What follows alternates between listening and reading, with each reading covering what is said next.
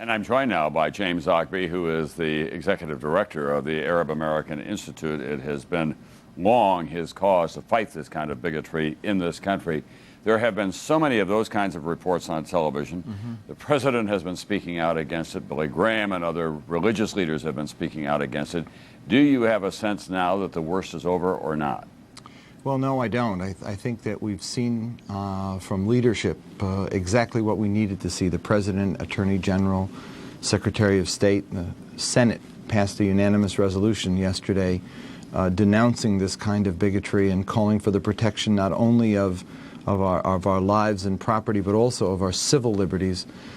But there are problems on the grassroots level, to be sure. There are people, not the majority by any stretch of the imagination, who, because of anger and because of ignorance, are striking out. The same kinds of bigots, I might add, who go after synagogues at one time and gays and blacks at other times are turning their focus right now in their rage on Arab Americans.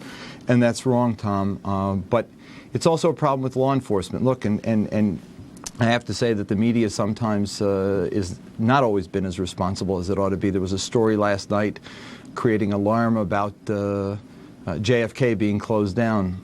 All those men who were arrested were freed because none of them were guilty of anything, and the guy who was, we were told, was a fake pilot, and there was plenty of speculation. How could somebody be going back to hijack with a fake pilot? It turns out to be a real pilot. That's what we learned today from the Justice Department.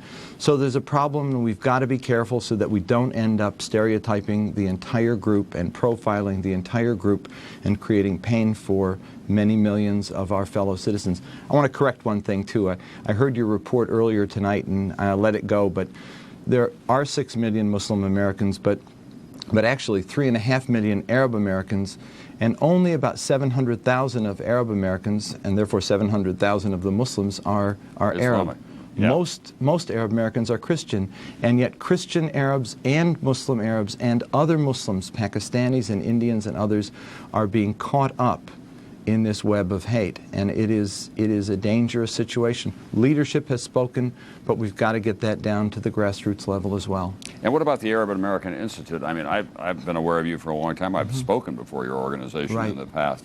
What are the things that you can do, do you think, short-term and long-term, so you can raise the consciousness of this country about the place of Arab Americans? And they do have a long and distinguished history here. Well, we've been doing it, and thanks to people like you and others who have been responsible in the media, we're having a chance now to speak to our fellow Americans and talk about the fact that we have 2 Arab Americans in the cabinet and 6 in Congress, and we have Arab Americans who are good and decent people working hard at their jobs all over this country. And we were working in the World Trade Center building, and we were working as firefighters and police officers, and just as we had Arab Americans in the military who were in the Pentagon and fought in the Gulf War, and we are victims as well of the terrorists who strike at this country. And our children now are paying a double price, the price of grief and mourning as they watch the loss of their fellow citizens, and the fear as they are witnessing this kind of backlash that is undeserved on a community that has a